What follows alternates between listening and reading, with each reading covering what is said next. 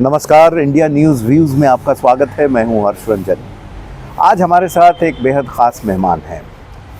इनको आपने कई बार टेलीविज़न स्क्रीन पर, ख़ास करके न्यूज़ चैनलों पर देखा होगा। पिछले 35 वर्षों से ज़्यादा समय तक पत्रकारिता करने वाले और टेलीविज़न पत्रकारिता करने वाले और ख़ास करके कॉन्फ्लिक्ट जोन में अपनी रिपोर्टिंग से देश में ही नहीं पूरी दुनिया में अपना नाम रोशन करने वाले प्रबल प्रताप सिंह हमारे साथ हैं। प्रबल, बहुत बहुत स्वागत आपका। धन्यवाद हर्ष आपका। देश के नंबर 1 न्यूज़ चैनल जो किसी ज़माने में हुआ करता था, आज तक उसके संपादक रहे। लंबे समय तक टीवी 18 के साथ काम किया, IBN 7 के साथ काम किया, उसके पहले प्रिंट के साथ जुड़े रहे और इराक वॉर को कवर करने के समय इनकी अंतर्राष्ट्रीय ख्याति हुई। प्रबल, आपसे आपके जीवन के बारे में आज बात करेंगे, क्योंकि अब आप इस समय ब्रेक पर हैं और 35-38 वर्ष काम करने के बाद एक ब्रेक लेना, पहली बात तो कितना सुकून दे रहा है आपको? सुकून देखिए, दो वजह हम दे रहा है हर्ष। एक तो ये कि मैं थक गया था काम करके, और थकने के बाद आपको आराम चाहिए, तो मैं उस आराम के दौर से गुजर रहा हूँ। और वो दौर ऐसा है जो मुझे मेरे अतीत के संघर्ष को, मेरी मेहनत को, मुझे उसका एहसास करा रहा है। तो मैं अभी आराम कर रहा हूँ, लेकिन एक बात बताऊँ, जो पत्रकारिता है वो एक अद्भुत पेशा है। ये आपको इतना देता है, इतना देता है। आप समाज को क्या देते हैं, वो एक है कि वी एम्पावर कॉमन पीपल, लेकिन जो आपको वो देता है वो अपने आप में अजीब गरीब है। और वो ऐसी कहानी है, उस कहानी को अगर आप जी लें तो वो उससे बढ़िया नहीं। मैंने इस 30-35 साल इसको पूरा एंजॉय किया, और ब्रेक मैंने इसलिए नहीं लिया, मेरे साथ कोई दिक्कत थी। ब्रेक मैंने इसलिए लिया कि मैं थक चुका था। रोज़ जाना, 10-12 घंटे काम करना। और पत्रकारिता, खास करके टेलीविज़न पत्रकारिता, अब हाल के दिनों में बदल भी चुकी है। डिजिटल का दौर है, यूट्यूब, गूगल जैसे बड़े बड़े प्लेटफॉर्म्स हैं। हम अभी भी यूट्यूब पर उपस्थित हैं। लेकिन आपके जीवन की शुरुआत करते हैं। आप तो पढ़ने लिखने वाले आदमी, यानी एकेडमिक्स की ओर, JNU से MPhil किया हुआ, पढ़ने पढ़ाने में पत्रकारिता में आना कैसे हुआ? मैं उसकी वजह बताता हूँ। मुझे ना, जब मैं जवाहरलाल नेहरू विश्वविद्यालय में था, मैंने MPhil किया और मैं अच्छे नंबर से पास हुआ, और मैं PhD कर रहा था, 2 साल कर रहा था। तो मुझे वो रास नहीं आता था, पसंद नहीं आता था। मैं कहता था इतनी मेहनत कर रहा हूँ, अजीब किस्म के चैलेंजेस हैं, तो मुझे कुछ ऐसा चाहिए था जो मेरे लिए इंस्टेंट हो। तो पत्रकारिता एक अकेला पेशा था कि जो आप करेंगे वो इंस्टेंटली आपके ऊपर दिखेगा। मैं कहानी लिखता था, क्राइम रिपोर्टिंग करता था, तो वो तुरंत आता था, अरे आपने ये लिख दिया। वैसे ही टेलीविज़न था, प्रिंट में 10-12 घंटे का डिले, 24 घंटे का, और टीवी में तो इंस्टेंट, विदिन सेकेंड्स। तो मुझे लगा शायद मेरी फितरत, शायद मेरा स्वभाव, शायद मेरे मजबूरियाँ, कमजोरियाँ, जो भी कह लें आप, वो इसलिए था कि मुझे इंस्टेंट चाहिए था।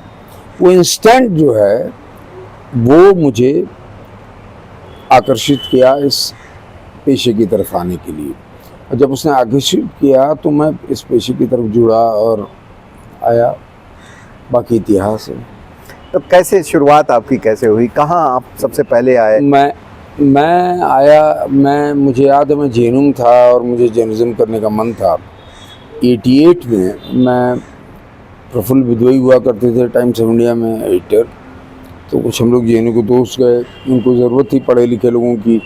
तो मैं कम मानता था अपने को पढ़ा लिखा। मैं गया टेस्ट देने, मैं टेस्ट देने ही नहीं गया, डायरेक्ट एंट्री थी और नहीं हुआ। फिर मैं 2 साल रुका, फिर मैं आया तो इंडियन एक्सप्रेस में गया, तो वहाँ पे उन्होंने मुझे रखा 2-3 महीने में। या तो मैं असंतुष्ट था उनसे, या वो थे जो भी मेरी उनसे मेरा एसोसिएशन उनसे ख़त्म हो गया। उसके बाद क्या हुआ कि मैं वेट किया 1 साल 6 महीने, सहारा अखबार आया तो मुझे सहारा में कहा गया कि साहब आप मेरी इंग्लिश मैगज़ीन में जुड़िए, तो इंग्लिश मैगज़ीन आई नहीं, तो मैं हिंदी में जुड़ गया, एक लेख लिखा, उस पर रिस्पांस बहुत आया। जो स्टोरी पे रिस्पांस आया तो मुझे लगा यार ठीक है, हिंदी या इंग्लिश ठीक है, तो मैं सहारा फिर आ गया और वहाँ रहा। फिर मैं पायनियर अखबार चला गया अंग्रेज़ी में, तो वहाँ मुझे चंदन मित्रा ने नौकरी दी। मेरी वो कहानियाँ सहारा में पढ़ा करते थे, तो उनको लगा कि नहीं यार ये लड़का है हिंदी में वेस्ट हो रहा है, तो इसको इंग्लिश में लाएं। तो मैं हो गया और वहाँ साहब वहाँ गया, और जाने के बाद मैंने वहाँ काम किया 4-5 साल, और फिर मुझे इनाडू टेलीविज़न में एक मौका मिला। टेलीविज़न मेरे लिए नया था, चुनौती थी। इनाडू में सबसे पहली बार टेलीविजन में कदम रखा इनाडू से? इनाडू में कौन सा साल था? ये 96 था रहा? नहीं, 99 रहा होगा जी। तो मैं इनाडू गया, और वहाँ मुझे भाषा नहीं आती थी, तेलुगु ये सब, तो उन्होंने कहा साहब आप मेरे लिए अंग्रेजी का प्रोग्राम बनाएं। तो हमने बनाया। चिती सिंहपुरा मैसेकर हुआ, जिसमें सिखों को मारा था लश्कर ने, मुझे भेजा गया। मैं गया, मैंने आधे घंटे 1 घंटे की स्टोरी बनाई, और बड़ा उसको सराहा गया। और उसके बाद से मैं वहाँ काम करता रहा, तब तक मुझे आज तक का चैनल लॉन्च हो रहा था। मुझे ऑफ़र आया, आप आइए, हम चले गए।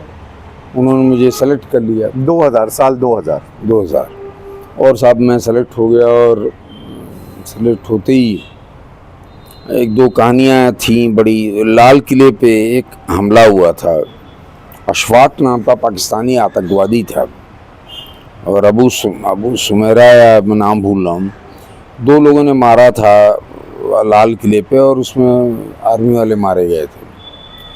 मुझे पता लगा, आज तक आधे घंटे का चैनल था, और मैं गया वहाँ, जो भी मुझे कवर करना था मैं किया। मैं उस समय मैं बनारस में था जब ये हमला हुआ। मेरे पिताजी का देहांत हो चुका था, तो लौट रहा था, तो मैं ट्रेन में था, तो मुझे किसी मित्र ने फ़ोन किया, बड़ा हमला है, और आज तक आधे घंटे का प्रोग्राम था। तो उसने कहा कि देखिए जो आपके यहाँ ग्राफिक्स चल रहे हैं वो गलत चल रहे हैं। मैंने कहा साहब मैं ट्रेन में हूँ, मैं सुबह आता हूँ, बात करूँगा आपसे। मैं सुबह आया, और वो जो मेरी जानकारी थी, मैंने उस जानकारी को ग्राफिकली एक्सप्लेन करने में लगा, तो मुझे पता लगा जो आज तक में चल रहा था वो गलत चल रहा था। अगले दिन मेरी ही स्टोरी चली, और उसके बाद सब बड़ा अच्छा लगा लोगों को। फिर अबू सुमेरा को एक एनकाउंटर मारा गया वो हाँ जामिया में, और उसमें अशफाक को अरेस्ट किया गया। तो फिर मैंने अशफाक का एक्सक्लूसिव इंटरव्यू किया, जो किसी के पास नहीं था। वो इंटरव्यू 20 मिनट के आधे घंटे के प्रोग्राम में अशफाक को 6 मिनट का स्पेस मिला, और वो हुआ, और मुझे लोगों ने बड़ा काफ़ी सराहा।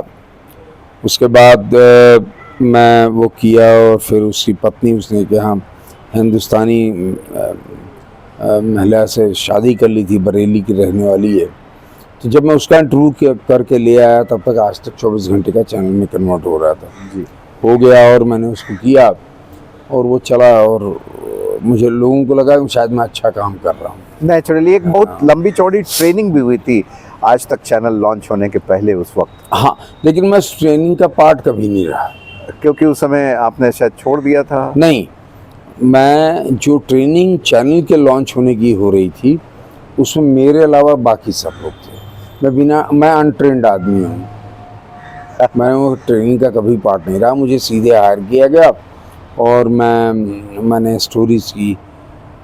मेरा ये कहना है कि देखिए ट्रेनिंग तो अगर आप कुछ करना चाहते हैं, और आप लोगों को पता है आप ये कर सकते हैं, तो ट्रेनिंग की उतनी ज़रूरत नहीं पड़ती है। ट्रेनिंग की ज़रूरत कब पड़ती है? जब आपको ट्रेन किया जाए कि आपको ये करना है। जब मुझे मालूम है ये करना है मुझे, तो ट्रेनिंग की ज़रूरत नहीं है। कोई ज़रूरत नहीं। लेकिन जैसा आपने बताया, आपने शुरुआत की, और एक तरीके से क्राइम स्टोरीज़ या बड़े ऑर्गेनाइज्ड क्राइम या टेररिज्म से रिलेटेड स्टोरी, आपकी एक तस्वीर बड़ी पॉपुलर है, आज भी वो तस्वीर यूट्यूब पे उपलब्ध है।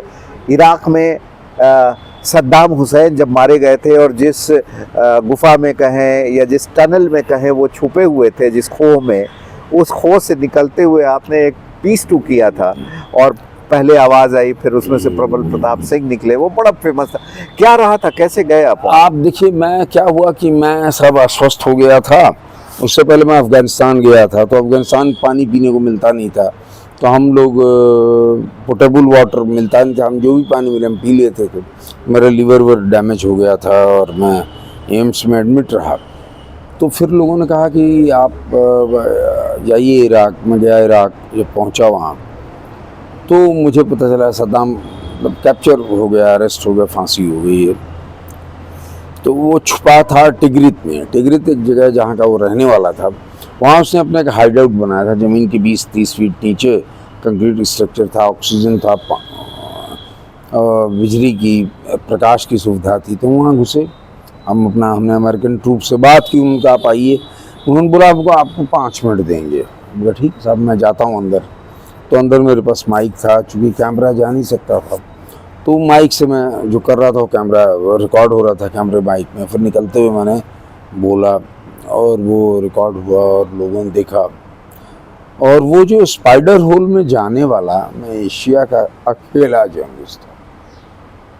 और जब मैं निकला और जब मैंने कहानी भेजी दिल्ली में, लोगों ने बड़ा सराहा। हमारे कंपनी ने, कमर वहीद नकवी साहब होते थे, बड़ा खुश हुआ, अरे आपने ये किया। तो वो एक लोग आज उसको पसंद करते हैं, बाकी तो है। तो मुख्य रूप से आपका फोकस जो रहा प्रबल, वो कॉन्फ्लिक्ट रिपोर्टिंग पे रहा। कॉन्फ्लिक्ट रिपोर्टिंग आम रिपोर्टिंग से कितना अलग मानते हैं और कितना आज के डेट में ये बच्चों के लिए या जो नई जनरेशन आ रही है उनके लिए इसको अपनाना ठीक रहेगा? देखिए, कॉन्फ्लिक्ट रिपोर्टिंग मुझे पसंद थी, इसलिए मैं वहाँ घुसा, क्योंकि कॉन्फ्लिक्ट रिपोर्टिंग में चैलेंजेस बहुत आते हैं। क्या डर कभी नहीं लगा? लेकिन देखिए, कहते हैं ना, डर, अगर आप डर गए तो आगे हम नहीं कर पाए। मुझे तो आगे जाना था, तो मैं डर से निकल गया। कॉन्फ्लिक्ट रिपोर्टिंग में आपके सामने भयानक चैलेंजेस होते हैं, इतने अद्भुत चैलेंज होंगे कि आप समझ नहीं पाएंगे। अरे आज यहाँ गोली चल रही है, यहाँ नक्सल है, यहाँ लश्कर है, यहाँ जैश है, आपको पता नहीं क्या होने वाला है।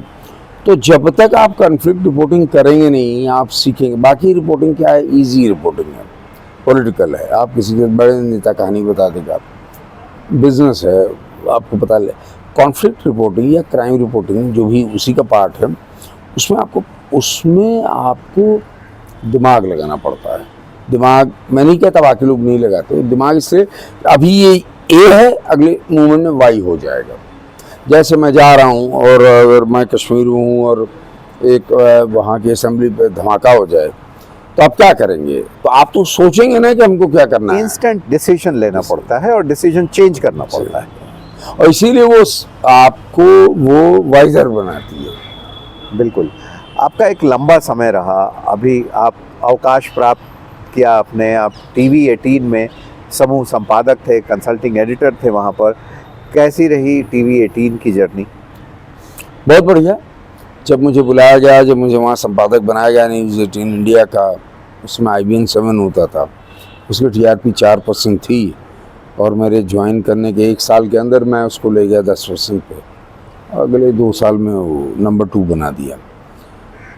और मैंने कुछ उसमें खास नहीं किया। मुझे ये लगता था कि जो ये लोग कर रहे हैं, शायद मैं इनसे कुछ अलग करूं तो मुझे मिलेगा। और मैंने अलग किया, लोग मुझे देखने लगे और नंबर 2 पे ले आके मैंने इस्टेब्लिश किया। देखिए, कहीं भी आप काम करें, हमेशा एक बात का एहसास रखें, इस बात को लेकर सतर्क रहें, इस बात को लेके अलाइन रहें, अलाइव रहें कि यार काम तो मुझे करना है। हम काम करेंगे और जब काम करेंगे उसके रास्ते तलाशेंगे, चुनौतियों से लड़ेंगे, भिड़ेंगे, तभी हम आगे बढ़ेंगे। कोई चीज़, मैं मीडिया में मुझे 34-35 साल हो गए, तो मैंने हमेशा मेरी समझ यही है, और मैं लंबी कहानी में नहीं जाना चाहता, कि अगर आप समझ रहे हैं अपनी चीज़ों को तो आप वो करें, उसमें दिक्कतें आएंगी, लेकिन अगर आपको पता है कि हमारे ये करने से मेरी दिक्कत कम हो जाएगी तो प्लीज़ वो कीजिए जिससे आपकी दिक्कत कम हो। बिल्कुल। एक लंबा अरसा आपने जिया है, कोई ऐसी ख़ास याद, कोई ख़ास ऐसे संपादक, बहुत संपादकों के साथ काम किया होगा आपने, जो अभी आपको याद आते हैं, कुछ ऐसी घटनाएं जो याद आती हों?